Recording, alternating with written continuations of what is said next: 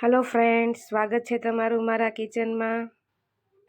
આજે આપણે બનાવીશું મસાલાથી ભરપૂર વેડમી પૂરી, જેમાં તળાતા સહેજ પણ તેલ નહીં રહે અને એકદમ ફૂલીને દડા જેવી થશે અને પડી રહેશે તો પણ તમે જુઓ તેમ એકદમ ફૂલેલી રહેશે, જરા પણ ચવડ નહીં થાય અને તેલ પણ નહીં રહે।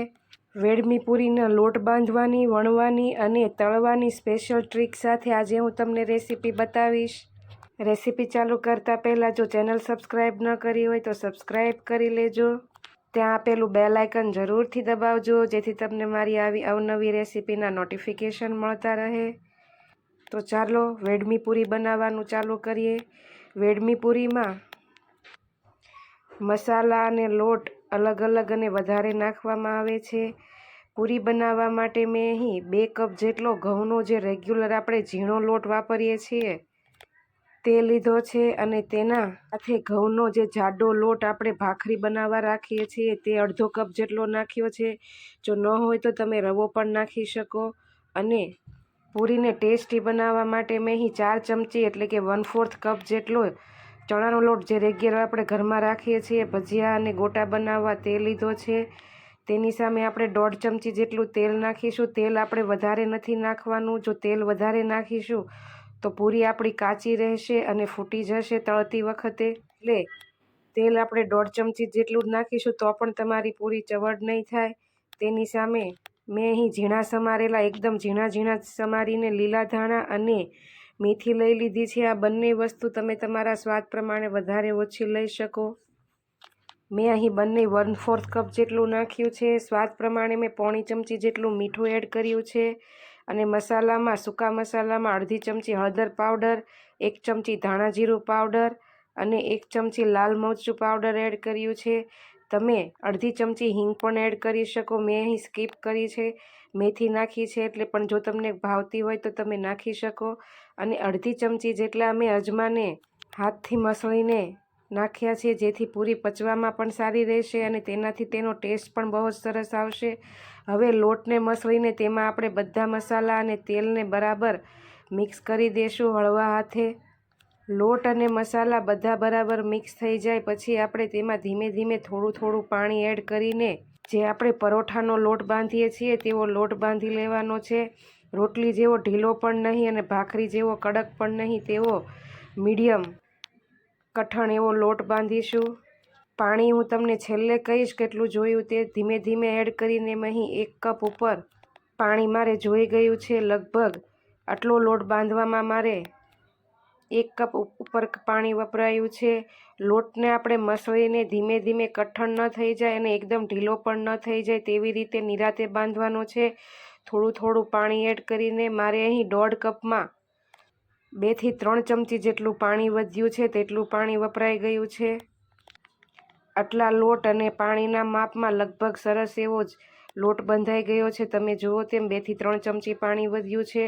લોટને હવે આપણે 2 મિનિટ મસળી લેશું, જેથી તેમાં જે મસાલા આપણે નાખ્યા છે તે બરાબર સેટ થઈ જાય અને તેને આપણે 15 થી 20 મિનિટનો રેસ્ટ આપવાનો છે। તમે જુઓ તો એમ એકદમ કઠણ પણ નહીં અને ઢીલો પણ નહીં તેવો નોર્મલ લોટ બાંધ્યો છે। અને હવે તેની ઉપર 2 થી 3 ટીપા જેટલું તેલથી ગ્રીસ કરીને લોટને આપણે 15 થી 20 મિનિટ જેટલો રેસ્ટ આપી દઈશું, જેથી લોટ બરાબર સેટ થઈ જાય અને લોટમાં કુણપ સારી આવી જાય। એટલે ઢાંકીને મૂકી દઈશું અને 15 થી 20 મિનિટ થઈ જાય એટલે જો તમે ખોલીને જોશો તો લોટ તમારો એકદમ સરસ એવો સેટ થઈ ગયો હશે। તમે જુઓ તેમ ને હવે તેને આપણે જે તેલથી ગ્રીસ કર્યું છે તેના લીધે આપણે 2 મિનિટ લોટને આવી રીતે મસળી લેશું। તમે જુઓ તેમ ઉપર મીઠાના રાઉન્ડ ડોટ થઈ ગયા છે એટલે લોટ આપણો સરસ એવો સેટ થઈ ગયો છે। 2 મિનિટ સુધી આવી રીતે મસળીને લોટને આપણે તૈયાર કરી લેશું। લોટમાં કુણપ પણ સરસ એવી આવી ગઈ છે અને હવે તેમાંથી આપણે પૂરી વણવાની છે। પૂરી વણવા માટે મેં અહીં પાટલી ઉપર રોટલીથી થોડો નાનો એવો લુવો લઈ લીધો છે। વેડમી પૂરી સાઇઝમાં થોડી મોટી હોય છે એટલે મેં તે પ્રમાણે પૂરી બનાવી છે। તેના ઉપર થોડો એવો લોટ સ્પ્રિંકલ કરીને, બહુ ઝાઝો નહીં, પૂરી તમારી પાટલી ઉપર ચોંટે નહીં તે રીતે થોડો એવો લોટ સ્પ્રિંકલ કરવાનો। અને જો લોટ ન લેવો હોય તો તમે થોડું એવું તેલ મૂકીને પણ વણી શકો અને એક સરખી આવી રીતે વચ્ચેથી અને ફરતી કોરેથી જાડી પતલી ન રહે તે રીતે માપસરની પૂરી વણવાની છે. રોટલીથી સેજ એવી જાડી રાખવાની છે, બહુ જાડી નહીં પણ માપસરની, તો પણ તમારી પૂરી કાચી પણ નહીં રહે ને સરસ ફૂલીને દડા જેવી થશે. તમે જુઓ તેમ આટલી મેં જાડી વણી છે અને આવી જ રીતે બીજી બધી પૂરીને આપણે માપસરનો લુવો લઈને વણી લેવાની છે. પૂરીને વણ્યા પછી છૂટી છૂટી નથી પાથરવાની, બને ત્યાં સુધી થાળીમાં ઉપરા ઉપરી મૂકીને કે એવી રીતે પાથરવી જેથી પૂરી સુકાઈ ન જાય અને તળતી વખતે ફૂટી ન જાય. એટલે આપણે એવી રીતે ભેગી જ મૂકવાની છે. અને હવે મીડિયમ ગેસની ફ્લેમ ઉપર તેલ ગરમ કરવા માટે મૂકી દેશું. તેલ ગરમ થાય એટલે ગેસની ફ્લેમ લો કે હાઈ નથી કરવાની, મીડિયમ રાખવાની છે. અને મીડિયમ ગેસની ફ્લેમ ઉપર આવી રીતે ઝારાથી એક સાઈડથી પૂરી દબાવીને આપણે ધીમે ધીમે કરીને બંને બાજુ તળાઈ જાય, કાચી ન રહે તે રીતે આપણે તળી લેવાની છે. તમે જુઓ તેમ લાઇટ બ્રાઉન કલરના ડોટ્સ થઈ ગયા છે એટલે આપણી પૂરી તળાઈ ગઈ છે. બધી પૂરીને આપણે મીડિયમ કે લો હાઈ ગેસ નહીં પરંતુ મીડિયમ ગેસની ફ્લેમ ઉપર જ તળવાના છે. લો ગેસ ઉપર કાચી રહેશે અને હાઈ ગેસ ઉપર એકદમ બળી જશે. એટલે આપણે મીડિયમ ગેસની ફ્લેમ ઉપર આવી રીતે ઝારાથી તમે જો એક સાઈડની કોર દબાવીને તળશો એટલે તમારી બધી પૂરી આવી રીતે ફૂલીને દડા જેવી થશે, કાચી પણ નહીં રહે, ફૂટશે પણ નહીં. અંદર આપણે ધાણા ને મેથી નાખ્યા છે તો મસાલાના લીધે પણ તમારી પૂરી નહીં ફૂટે, એકદમ ફૂલેલી રહેશે. તમે જુઓ તેમ પડી રહેશે પણ તો પણ પૂરી એવી ને એવી જ છે, એકદમ સરસ કૂણી અને જોતાં જ ખાવાનું મન થઈ જાય એવી. જો તમે આ રીતે ક્યારેય વેડમી પૂરી ટ્રાય ન કરી હોય તો એકવાર જરૂરથી કરજો, બધાને ભાવશે.